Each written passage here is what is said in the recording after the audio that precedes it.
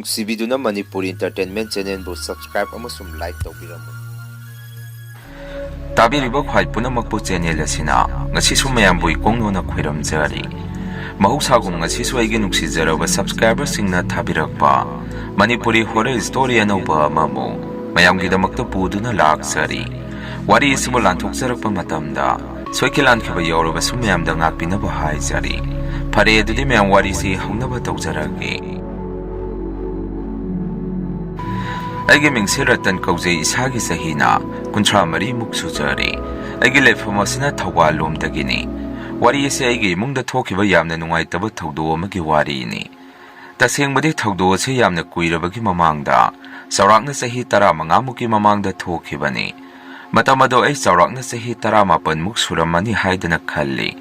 ꯑꯩꯒꯤ ꯋꯥꯔꯤ ꯑꯁꯤ ꯂꯤꯗ꯭ꯔꯤꯉꯩꯒꯤ ꯃꯃꯥꯡꯗ ꯑꯩꯒꯤ ꯏꯃꯨꯡꯒꯤ ꯃꯔꯝꯗ ꯆꯥꯎꯔꯥꯛꯄ ꯈꯔ ꯍꯥꯏꯖꯔꯝꯒꯦ ꯃꯁꯤꯅ ꯋꯥꯔꯤ ꯑꯁꯤ ꯂꯤꯔꯛꯄ ꯃꯇꯝꯗ ꯍꯦꯟꯅ ꯒ꯭ꯌꯥꯟ ꯇꯥꯕ ꯍꯥꯏꯕꯗꯨ ꯑꯣꯏꯒꯅꯤ ꯑꯩꯒꯤ ꯏꯃꯨꯡꯁꯦ ꯌꯥꯝꯅ ꯂꯥꯏꯔꯕ ꯏꯃꯨꯡ ꯑꯃꯈꯛꯅꯤ ꯑꯩꯅ ꯆꯍꯤ ꯌꯥꯝꯅ ꯅꯧꯔꯤꯉꯩ ꯃꯇꯝ ꯆꯥꯎꯔꯥꯛꯅ ꯆꯍꯤ 8ꯀ ꯁꯨꯔꯛꯄ ꯃꯇꯝ ꯑꯁꯤꯗ ꯑꯩꯒꯤ ꯕꯕꯥꯁꯤ ꯃꯁꯥꯒꯤ ꯑꯅꯥꯕ ꯑꯃꯗꯒꯤ ꯑꯩꯈꯣꯏ ꯃꯌꯥꯝꯕꯨ ꯊꯥꯗꯣꯛꯇꯨꯅ ꯑꯗꯨꯝ ꯆꯠꯈ꯭ꯔꯦ ꯑꯩꯒꯤ ꯏꯆꯤꯜ ꯏꯅꯥꯎꯁꯦ 2 ꯈꯛꯇꯅꯤ ꯑꯩꯒ ꯑꯩꯒꯤ ꯏꯆꯟꯅꯨꯄꯤ ꯑꯃꯒꯅꯤ ꯑꯩꯈꯣꯏ ꯕꯕꯥ ꯂꯩꯈꯤꯗꯕꯗꯒꯤ ꯑꯩꯈꯣꯏꯒꯤ ꯏꯃꯨꯡ ꯑꯁꯤꯁꯨ ꯌꯥꯝꯅ ꯋꯥꯕ ꯍꯦꯟꯖꯜꯂꯤ ꯏꯃꯨꯡ ꯑꯁꯤꯗ ꯂꯩꯃꯤꯟꯅꯔꯤꯕꯁꯤ ꯕꯕꯥ ꯄꯣꯛꯄ ꯑꯩꯈꯣꯏ ꯑꯕꯣꯛ ꯑꯃꯗꯤ ꯏꯃꯥꯒ ꯏꯆꯟꯒ ꯑꯩꯈꯣꯏ 4 ꯈꯛꯇ ꯂꯩꯖꯕꯅꯤ ꯑꯩꯈꯣꯏ ꯕꯕꯥꯒꯤ ꯏꯪꯈꯣꯜꯁꯦ ꯈꯔ ꯑꯗꯨꯝ ꯆꯥꯎꯏ ꯇꯤꯟ ꯀꯨꯞꯄ ꯑꯩꯈꯣꯏꯒꯤ ꯌꯨꯝ ꯑꯁꯤꯒꯤ ꯃꯅꯤꯡ ꯊꯪꯕ ꯑꯁꯤꯗ ꯏꯪꯈꯣꯜ ꯀꯣꯏꯅꯕ ꯃꯐꯝ ꯑꯍꯥꯡꯕ ꯈꯔ ꯂꯩ ꯃꯐꯝ ꯑꯁꯤꯗꯒꯤꯅꯤ ꯏꯃꯥ ꯏꯆꯥꯅ ꯉꯁꯤ ꯐꯥꯎꯕ ꯆꯈꯥꯎ ꯑꯁꯤ ꯇꯠꯇꯅ ꯍꯤꯡꯕ ꯉꯝꯖꯔꯛꯂꯤꯕꯁꯤ ꯑꯩꯈꯣꯏꯒꯤ ꯏꯪꯈꯣꯜ ꯑꯁꯤꯗ ꯃꯇꯝ ꯃꯇꯝꯒꯤ ꯏꯟꯁꯥꯡ ꯅꯥꯄꯤ ꯂꯦꯞꯇꯅ ꯑꯗꯨꯝ ꯊꯥꯔꯝꯃꯤ ꯑꯗꯨꯛ ꯐꯈ꯭ꯔꯕ ꯂꯝ ꯑꯗꯨ ꯃꯆꯦꯠ ꯑꯃꯠꯇ ꯂꯦꯝꯅ ꯃꯥꯡꯍꯜꯂꯝꯗꯦ ꯍꯋꯥꯏ ꯍꯪꯒꯥꯝ ꯃꯣꯔꯣꯛ ꯆꯨꯖꯥꯛ ꯃꯥꯏꯔꯦꯟ ꯇꯣꯔꯕꯣꯠ ꯁꯦꯕꯣꯠ ꯈꯣꯡꯗ꯭ꯔꯨꯝ ꯌꯥꯔꯤꯕ ꯃꯈꯩ ꯑꯗꯨꯝ ꯊꯥꯖꯜꯂꯝꯃꯤ ꯃꯍꯩ ꯃꯔꯣꯡ ꯄꯥꯜꯂꯛꯄ ꯃꯇꯝꯗꯗꯤ ꯏꯟꯁꯥꯡ ꯅꯥꯄꯤ ꯃꯌꯥꯝ ꯑꯗꯨꯅ ꯃꯤꯠꯁꯦ ꯄꯨꯡꯁꯪ ꯍꯦꯛ ꯁꯪꯉꯤ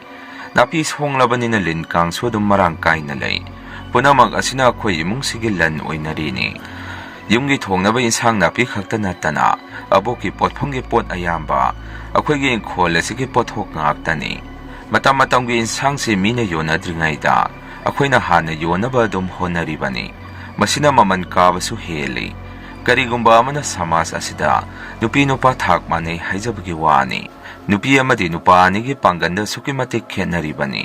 ꯅꯨꯄꯥꯗꯒꯤ ꯅꯨꯄꯤꯅ ꯍꯦꯟꯅ ꯁꯦꯟ ꯇꯥꯟꯕꯁꯤ ꯋꯥꯔꯤꯕꯅꯤ ꯑꯗꯨꯅ ꯕꯕꯥ ꯂꯩꯔꯤꯉꯩ ꯃꯇꯝꯗ ꯆꯥꯕ ꯊꯛꯄ ꯃꯔꯥꯡ ꯀꯥꯏꯔꯝꯕꯗꯨ ꯕꯕꯥ ꯂꯩꯈꯤꯗ꯭ꯔꯕ ꯃꯇꯨꯡ ꯏꯃꯥ ꯈꯛꯇꯅ ꯍꯣꯠꯅꯔꯛꯄ ꯑꯁꯤꯗ ꯅꯣꯡꯃꯗ ꯆꯔꯥ 2 ꯆꯥꯕꯁꯤ ꯌꯥꯝꯅ ꯋꯥꯅ ꯉꯝꯈꯤ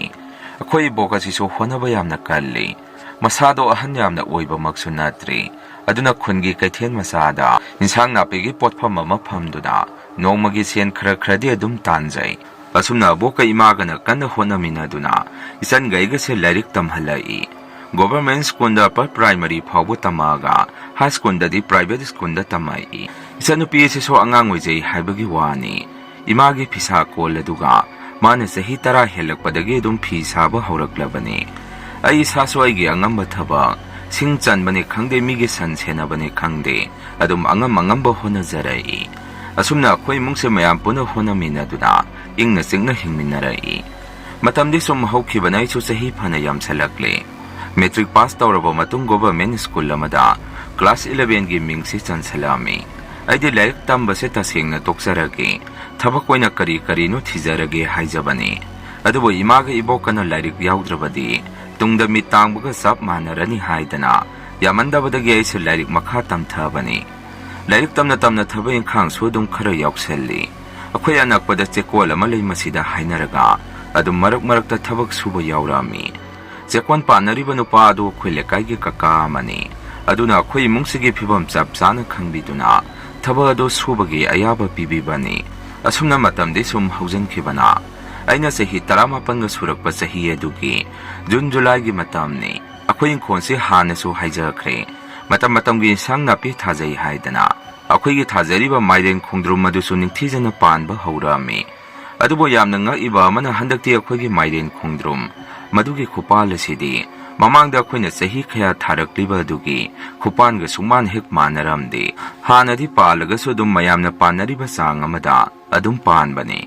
ꯑꯗꯨꯕꯨ ꯍꯟꯗꯛꯀꯤ ꯈꯨꯄꯥꯟꯁꯤꯗꯤ ꯑꯉꯛꯄ ꯃꯁꯛꯅꯤ ꯄꯥꯟꯕꯤ ꯃꯇꯥꯡ ꯈꯨꯗꯤꯡꯒꯤ ꯃꯥꯏꯔꯦꯟ ꯈꯣꯡꯗ꯭ꯔꯨꯝꯁꯤ ꯃꯍꯩ ꯑꯗꯨꯝ ꯇꯝꯃꯝꯃꯤ Mairen panbi amada mairen masa masa tamakpa mayam asina Mairen panbi du pumyom hek yomba makai palami aduga khongdrum panbi du sumangai panbi khudingi matang khudingi khongdrum masa masa tamakpa mayam asina khongdrum panbi du gi masa mache tamata khongdrum tamdaba mata yawramde akhuna thajariba khongdrum mairen chara du su hana khugi pankhiba mairen khongdrum dagi yumda loksaba sarni aduna hana mukta tawkhidriba mawongda matam asida sumna panba haibasi akhoida thajadaba angakpa ma pokhi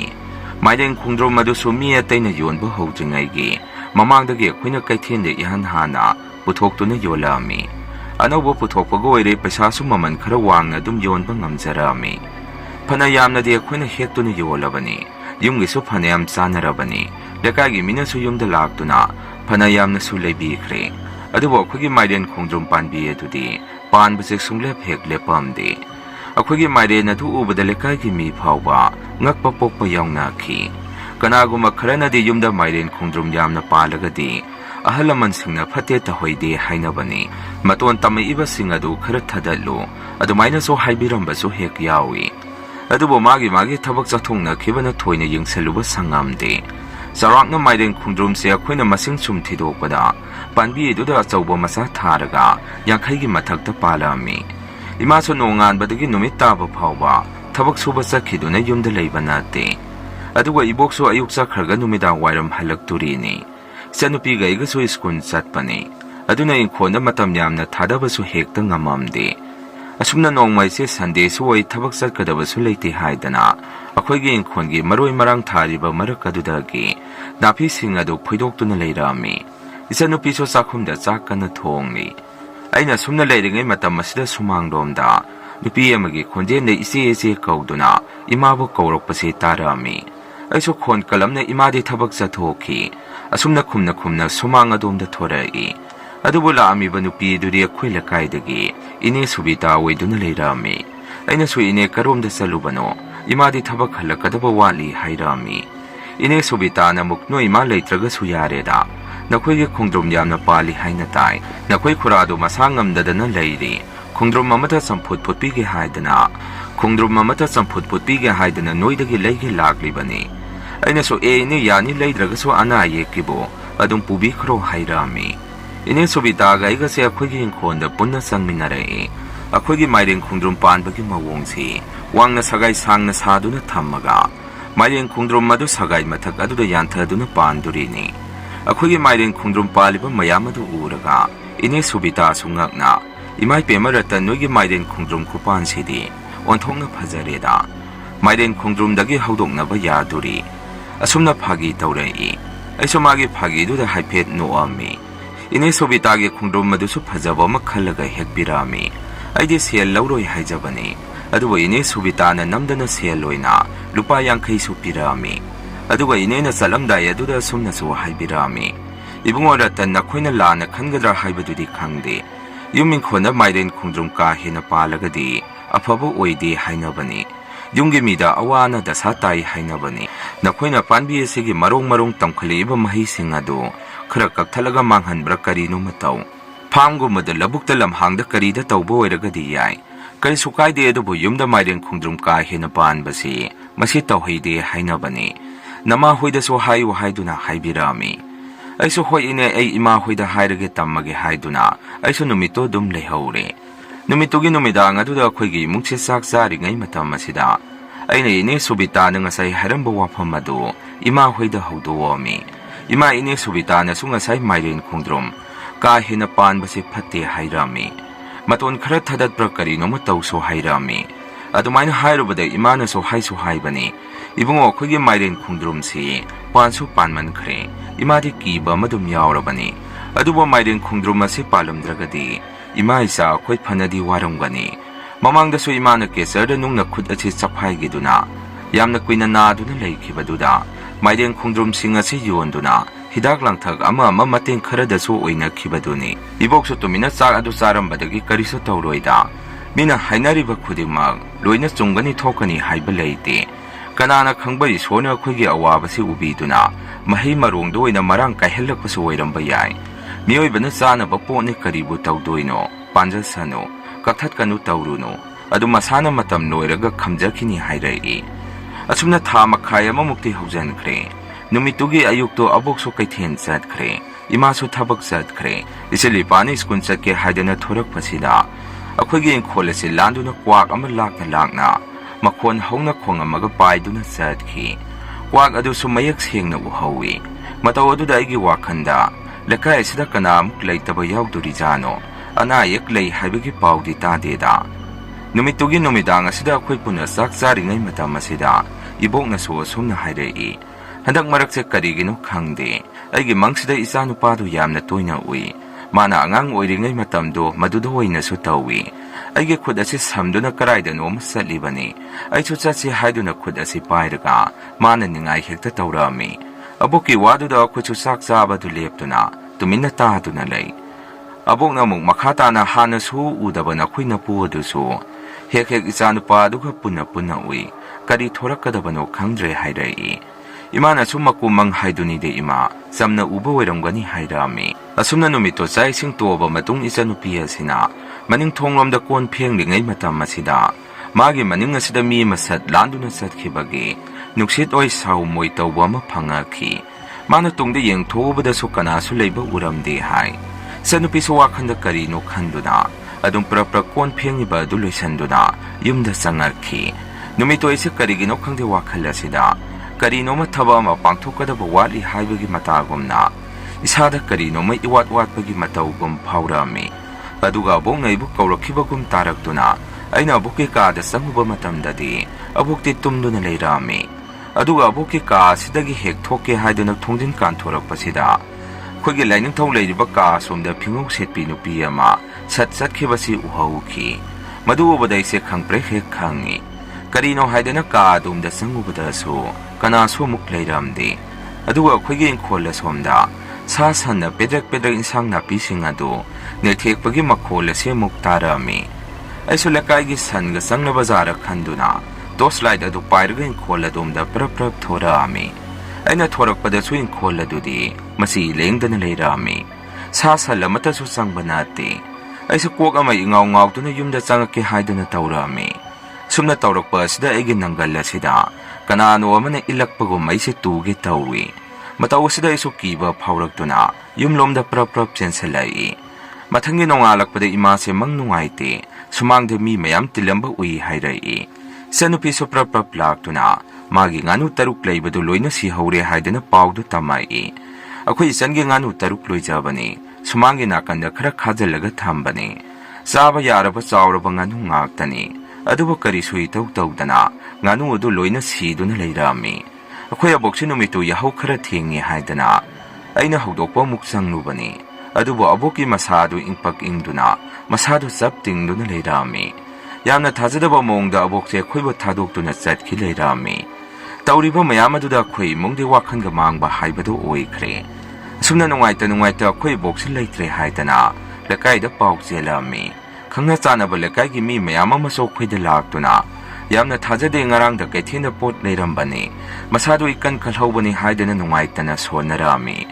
khoigi wakhanda boksi mangakna duna sibani haina thajai iboki roiba mathau mangam sum mayam changduna dum pangthokpi khre lakaigi mi su mathang yumda hanna khre khoi mung manung pulap tasanna duna mangduna leinarami thajadaba thodokni khoigi boksi masasu yamna senglibani karamna numidang amada hekta thawai manglibano khanbada akhoi khanpham khangamde abok laikhidraba matung akhoi su nongmagi isagi thauloina tawba haurami imasu numit kharati thabak chalamde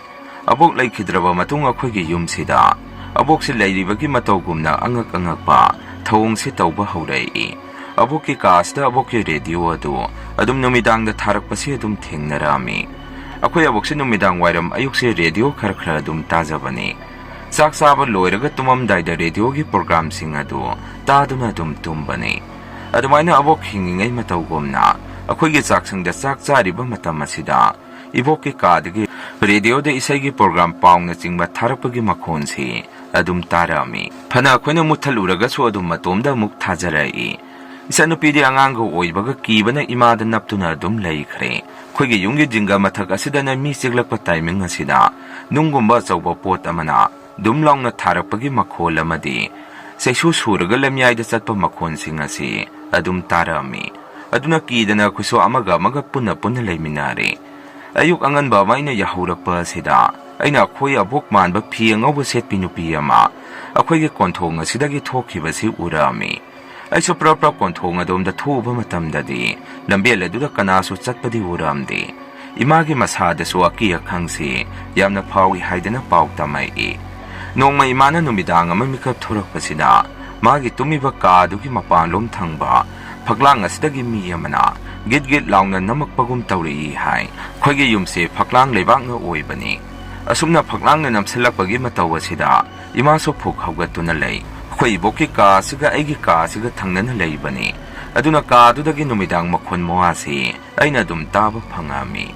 numid amai che sak jaba loirba matung aigi kada karino matawge haidana changakpani matam adusu thiengba natri pung 9 ga tarakpa matamni matam asda iboki ka domda mi ani hum ngurung wari sabigi makhonse tarai aiso swailawi imagi zanga sakhumda sak chahuri bani hojikta tari ba makhol aduna kanasu changnadraba aboki ka domdagini aiso kiduna ima hoigi manakta satki haidana aigi kadagi thorai aina thorakpa sida so aigi tunga sida sendan tongduna soro tawduna mi mana inarakpagi makhol ase tarami aisu kidana ima haidana lauduna imana leiriba domda senselami imana so khoidei sa matam khrade akhoi khangnasi nabok se chaningda khoibo thadokduna chakhraba mali yumasida magi mathwai mami adu naiduna leiri sorada se loidri phawdi karimata tawba yadri aduna isa cheksana leisi haibirami aboki asti su yoksalagle asti lakpa singnasu wari amaga onsanaduna sanabase khoina tarami makoina hairibase lekai mina khoigi kholase landuna satpada hanubi nupi phi angawba setpi ama konthong maya asida lepagum leibase adum toina ui hairami aduga kanaguma khradi numidang khoi thongalase landuna satpa matamda aham ahami leibadongna thongan mayagi wapal adomdagi makhonse dum tarai hai matawasda lekai mising asisu akhoi thongalase landuna numidang chatok chasin tawbasi kinarami aduga yamna sathiriba amana akhoi gi insang thariba inkholasi songbaga asi na yawbagirasu khangde aide pungki da kiba ma powami numidang asida su insang napi mana masing kanagumba amana hekpagumna patpat thatpagi makhonsi toina dum taba phangami nongmade agi chanupi asina numidangi chai sing thongbasida morok amata leiramdrai haidane imada morok khara hekpiru o hairami imasu numidang wairam maduda akenba morok khara hekke haidana hek hingol adumda sangubasida maiden khundrum yatha duna paliba mapa duda musukmuba mi ahum makhoi masen omsanna duna lepamba si urami imasu madu ubuda kanna lauduna yumlomda senselai aboke sorana sum naksalak aduga yumasida tamnaba so adum hekalami tamnariba adu khara phagadra haidana abokna tumnaramba phamung adusu mai thadokhrabani adubu tamnabadi khajikta phawu phaba leite surat hayengni haibagi numit adudani numito kose hayengi thabak loina loisalamaga tumba dum changami adubu aina uirum sarum hektum thage tawrokpasida agi mongpak aduda yepsanduna thammiba mamang thangbagi kangkhalladu tamna chingthoraktuna kangkhangi mamai si haidorakhi aisu mangoi hawai madu khangaktuna satmit ase pangthoami kangan mamai adusu kanagumba mana pairam bagdongna sat makhada thangatuna leramba du tamna thadarai ai handakte kiba heman khibana imagi manakta sangami imagi sangase kamatada phamungani thaduna tumbani imasu tumba yadraba mali ai changakpa duda ibungo kaidawrake hangai aina su imada kangkhan haigalakpagi pawadu tamami imana su ibungo naboksa lightinga sanaramaga loisalamdabaga leibra khangdene asuki matik yumda tamnari sibo hairai aisu imana hairibadu tumina tarami aboki kadasu ahlamana lokhuraga naheba makhonse dumtai makhola do tabada isu ima karinu yumasida tamnariba mayam sibo pharakhidro hangami imana su kari su khalunu ibungo hayengna loiradabani surat sonkragadi kari su tawraroi adugani ibungo imana haigadabadi akhoigi maiden khungdrum panbi du loina kakthadkhro masinara su khangde nabokna lekhidribadu imana su tabada ahansingna maiden khungdrumgu masu yamna thaganu tharagasu khara charga phade gyan thalu hainai matungna kari muk tholakpa tamba ngamba nate akhoi handaki maireng khungdrum khupal asisu lekaina hainaribani imami paiba masu poglakle aduna hayeng sorat hek loibaga nangna khangna yanthalaga kana dano apan masing adu pithoko haibirai aina so hoi mai su khallibani maduna khwaidagi pharani hairami asumna hainaringe charaga sida kadomdagi no khangde nongse makup taba haurai aduga thongana somdagi hui mayama mana chingduna kapagi makhon su tarami nong asi chu tamna di sui haibagi wani nong asiga loinarapa nuksit asidi angakpani numit adugi nuksit adudi ngasi phawbo thengnadri akhoi yum asi nuksina humdoktuna hek pukhigadaba mali nuksit aduna humada akhoi yumsi kere haiduna makhon thuami yumse phere haibadongna tawi ima isanga akhoi humse tasanaduna wana khangami ngayaki matung nuksit adusu kitang tapthakre thongalomda kapamba huising adusu amani yaw khongamaga moisu tumina laikre masidagi akhoi mukse sor khara hondokse ahingdomadi tumboi tumdaboy adum haukhre akhoi wakhandadi numidang adugi nuksit aduda akhoi yumase soidana nuksit asina humdokhrani khallubani yamna ngaiba amana numidang aduda yumteke tawba makai sitkhiba nuksit adu khulekagi mi singnadi nong tarakpa aduda makoi su mapan thuami hui kapadi tai aduba nuksiti thoidongna sitkhide hainarai surat loibaga ina maireng khungdrum adusu loina yanthatuna palamba sing aduna lekagi mida adum pithuami aduba akhoi yum masidi abuke surat loi khurba matung tamnabasi adum lepamde kahina tamnabadi nati aduba numidang yumthaki dillasda dongdang tawba amadi abokna leramba kasta mi leibadongna makhon moha tabasi adum tawrami masdagi imana lekagi mai badu kauduna lai khuram thohalami mai baduna haibada abokna leramba kaadu lai phatabai ille duna kaadu sidokpra karino ma tawkho asumna aboke kaadu su imana bakhra tawraga phaklang khariba du sidoami aduga kaadu da leramba pochei singsu loina mai thadokpa hundokpa tawki mai baduna kaadu da su laina thijana khuram thokpirami masigi matung yum masida tawramba punamakadu loina phakre hojiti kaadu su yang hangduna yungi upuna chingba mafam aduda thamkhre mayam hambagi wari se matanga saida loijare ani suba wari se muk mayam da khudon tamjari wari se kuidri sehi ani gi mamangda aigi mungda sengba thokiba wari oidurini aigi mingse thaja kaujai akhoi isle nauna ahumni ibung aniga aiga khaktani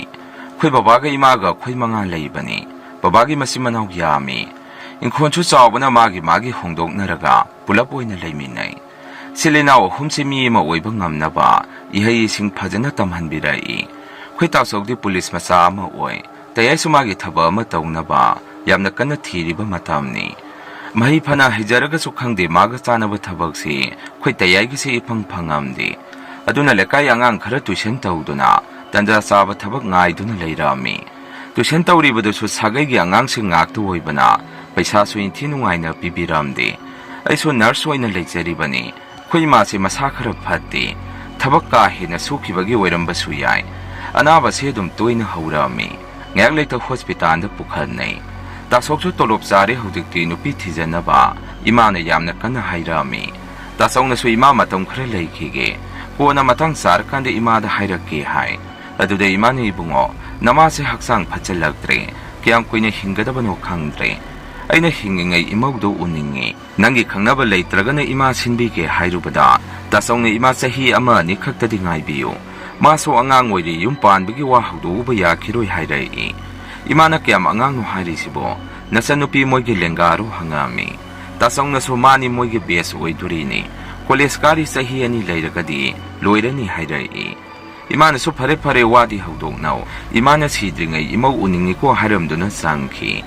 numidang chu sak chaba toga imani babane aine akhoi humse tv yenga kalai adude imana akhoi yaimagi se kamaina tawsige masa se tawphom khangdadana leire hadak mamana puliba singa sisu yamna ngausinaba ngaktani hainai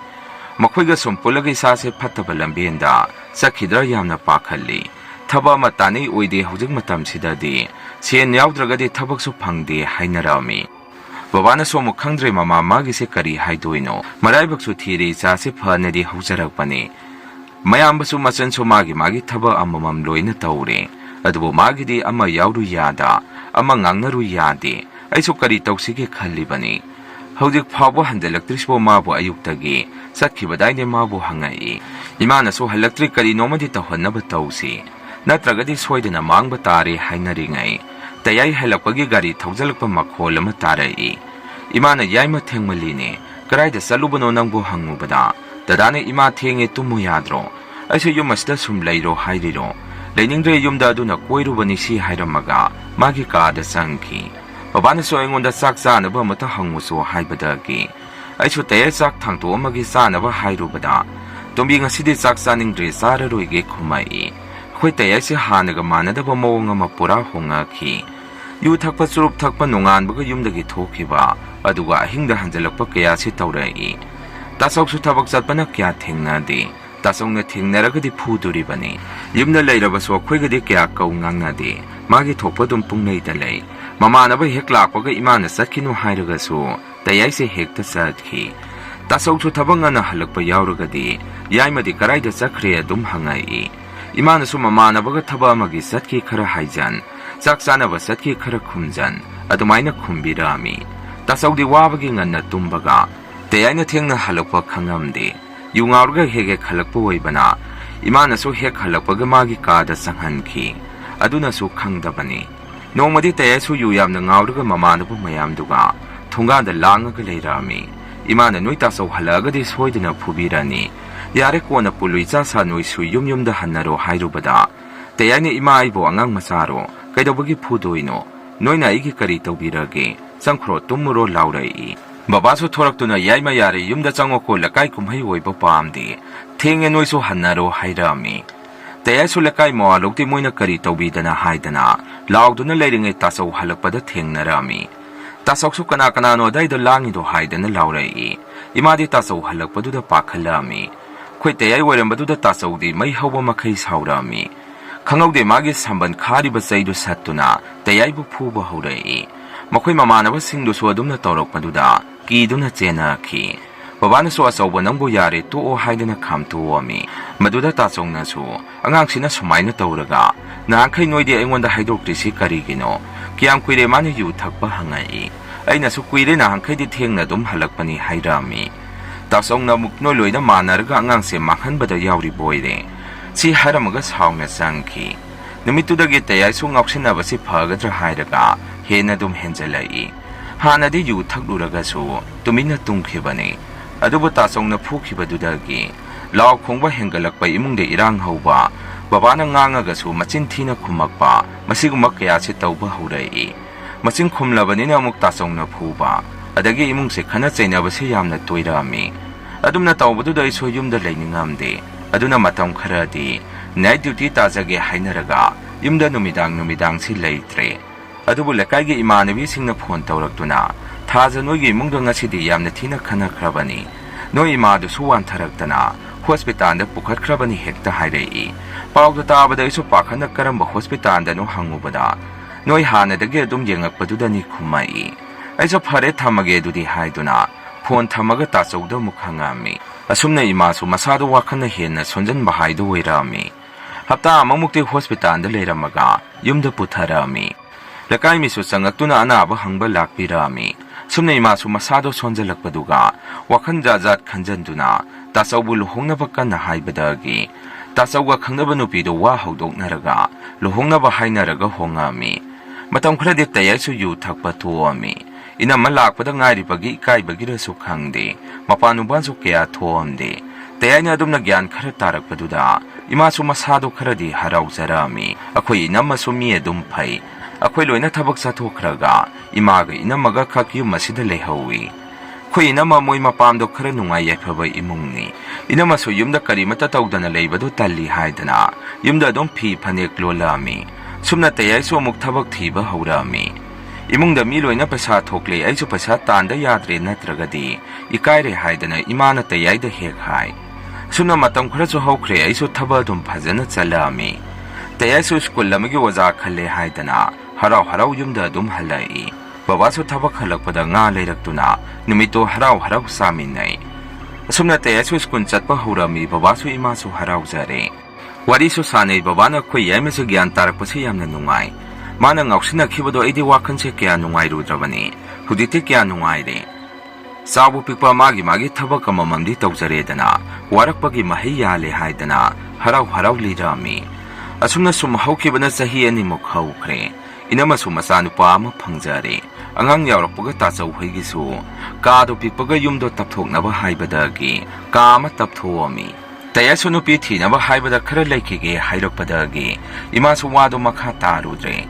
nongmadi akhoi tayana pot ama leirai aina karino hangubada gitar oirami khoi tayasa gitar khongba yamna pamjai numidang sak sadringai sak ngai boina gitar do khongduna isai sodum sami aichu thabak to ayuk nungthin purga night duty pudre lekai gi su hida kaptho kapsin aina ayamba tawbirami tayasu ozado oina magi pamjaba thabak to exam chu thaba lepamde aigi so ahan kai haina singna duna luhongami tayadi magi thabak to oina bakana hona jai ojaso oina magi thabak to oina ba paisa khara su pijarami aduba thabak to khala amde madudagi tayasu amuk hanagum yu thakpa hore haidana lekai gi imanabina pau chelai imaga babaga na su nongmadi khanjarakani nangso free da leibasu nate oja oriba sidi haidana themjan birami aduda tayasu ima ina pamliba thabaksi oigadaba mandre kayarak sure aina honari basi aige laibakse yamna phate haidana kapami babana so adum themjan birami hana thabaki bisaluba paisa do babana salaga handokpiu haijaroi paisa pibado khoi tayadi khangdaba jani tachauga tanaraga piruba jani thabak to khandrabadina sendo handokpiu hairubadasu urei parei tawraga leire haidana imane ngonda phone tawduna hairei paisa su pithorak trainang tayai khanga gadi kamaina tawdoino khangde akhoi gi lawdo bandop thamlibani paisa su angang nati hairei aina su ima paisa dabo kanada pirubano thabak to khandragadi lawruba sendo handorokpa hairisi masana tabani hairami imana mo khoi lekai gi ibo chawda pirubani lekai gi angang singgi su mana yamba thabak hapi khibaduda aduda yagadra haidana tawbani hairei aina mutaiba chawde thabak ki phajana chenbi daine mana chenba thabak khaidi loina khanbadai khoi teyagi na kamaina tawrijanu hairubada imana ibe manang teyagi marai baknani khangre tawdoisi magi hanagum yu thakpa tawrakadra khanbada imadi kok sare hairei aina sumu ima pasadu kamdawduri ki teyagi masing mata duga lekai kumhai oini ko hairami sumna pasado matam tharaga supi pi dabadagi babasu saungna nongmadi wa akan bakhara hainarabajani madudagi lekai mi su khangnarakpadagi akhoi tayai pawdo tamba mi yaurabajani numito imada tayai saungna karigino pesa piribasi ai khangandana noi pesa du kyambado manghallene haidana imungda khana chainaba khara thokiba mali paisa da macit piraga sum laikre somdadi lawdo handaba yadabadagi tasaugi tungsinjaba paisa tayagi imagi loina maruptagi phangadabadune tawraga lawdo hantuami marak ama tayasa muk hanagum yu thakpa hauraki imungda dum khanabase haurabajani maduda tasongna tayida sumna hai nangi damaktani piriba sensing asi thaba ama tawrido dum taw yadro karigino nangna yudo thaido nangi kari pendaba lai haidana hangami adumaina nuktige yu thaga sum lakpadagi imana su babana su yamna ngangabajani nongmadi tayaido imungi mina ngangbadagi yumdagi saungna thoki hai yu sum thakpagi khara ngangubani ahing halakti haidana aingonda pawdu tamai numito khoi tayaido khoi gi dalaami isanuda kuire haidana lakpani adumaina hairamaga chaktu charga hankhibani aingonda su aise yamna phatraba mali yumgi mina su ngangbada su loirabani haidana aingonda pawsu khara tamami kapsu yamna kapami haidana aina imada pawdu tammi imana muk phana thenga su pawbu hanjalakti karaida leiribanu khangde phone tawbusu paide haidai aina su ima thengi pothana bu tawro mamana bagi da leiramba su yai ai phone tawge duga yumda hallo haige haidana tayaida aina phone tawrami tayai su yum hanaba haibada halladabani haidai numitugi ayukto aina sa lolingai basogi masanupi aigina isanupi sina aingonda phone tawrai aisu paikhalaga kari leire yamna thajade da kaina harau hangubada phone da hairakpado tabada aide khutagi phone takiba khangaude aisu aigi nupaga tawraga yumlomda laami sumang yorpa dudade khoi tayai du phi angobuna kupaga leirami ngasai ayuk nongalakpada khuindom chana toilet sangubada thauri yalambani hai ngarang halakpasu tadi hai gari duna get wangmada khamamaga thanami hai manga sabhek mane numitu Asumna mathong mangamsu loikre aisu asti phawbudi leirage haibadagi aigi nupasu asti do ngatana laage hairamaga masu yumda dum hankhirami toilet to khoi plakyu na baru mama toilet ani puna sabani toilet cha changba tannarami swai swai lawba haidu wairami teyagi ka da sumagi thamba gitar do hek hek khongba makhon se tai imung khanaraga teyai si nupa oijaraga su hekta kapani magi asti yaudringai da sumagi ka da gitar khongaga isai sakpagum taba ahingdana yamna ningamdana kapase aina toina tarami magi ka da su thonglolaga thamlibani aisu tumage haidana tawbasida mi amane isai sakpagi khonjen se yamna pikna tarami isada tu songkhiba khangaude aisu ka dai thanda leibado kiba masum phaurakpadagi imagi manakta kau duna sangami imana kaidawrage tumdribo nangbo noite aidi halaktribo hangai konadi masu gyan taraba mali aduga kapthorai nongma sokhoi ba chongna numidang makong hamba sangmubada akhoi toilet meya da mi ma lepaga leirami hai maduda kanano duda leirido hangmubada hojikta lepaga lehobadu leiramdi haidana kanna lauraga chenthoraki asumna tawbadagi angang singsu toilet changbadu ngamnaramdi ayuk nungthin khakta toilet changi numidangdi akhoi se mi gi doina sangabani lakai gi mi thingna halakpa singsu akhoi gi gate meya da nupa ma hek lepaga leiramba ui kanano hanguraga hekta leiramdi hainaba haurai asumna asti hayengni habigi numidang dusu tamnabada loirami aisu kibadagi thanda tumba talle haidana aigi kaada inamaga tuminnarami tasongna angang masaduga tumbani tasongna mikap thorakpada numito angang do leiramdi haidana aigi kaada laga thong thilakpada inamaga igadi kiduna leirambaga kaino kanano thong thili sibu haidana thonglomda yengduna lei tasongna aigi mingkauduna thongse mukta hanguni noibo kanamta tadro angang leibra hangbani noibo ngasaidagi kaurisi amata tadi kyam kana tummage laurai aisu prap changsanduna thonga do phat hangami tasok su changaktuna kainoni noibo ngasaidagi kaurisi tadro hairai aina su taye taso kaidawrage hangami tasongna so angang leibra hange tawbani hairai ina manasu kaino angang gi nanga tumhauri dudi akhoida muk hangi sibu ngawrabo hairami tasongna muk khoine ngasidi aiga tumhawidana aina mikap thorakpada leiramdre adugini hangisi hairakpaduda ina mana kainoni akhoigadi leite ima hoige kaadaga leibazara asumna pung kya tarage haidana pung yengubada pungde 12 helaga leirami akhoi ahumsu ima baba tabra thonga mukta hango haidana baba ima gi thongdo thinduna kaurami baba no thongdo tamna hangtorai aduwa kaidawragi sa namadi tungkhreni hairai tasongna su baba angang leibra hange tawbani hairami baba na su leite noi bahudi thinga kansida kamaina leidoino hairai madude angang do koithi thinarami maning mamang koithi thiba horami tv ka da su leite aina sum thirakpada teyagi ka do thongmaya karga leirami manungda so angang duna nokpagi makhon tai madudai de aiso tasau inama somda lao kaurami tasau su leirabo hairaga changnarai aina teyagi ka thongdinda leiramaduda kaidawrage hangai aina inama angang do manungda leiba mali makholama tai hairami tasok so manungda sangki aida thongjinda dum leptuna lehawi tasok so angang do pamaga thoraktuna ka do so londuna thanami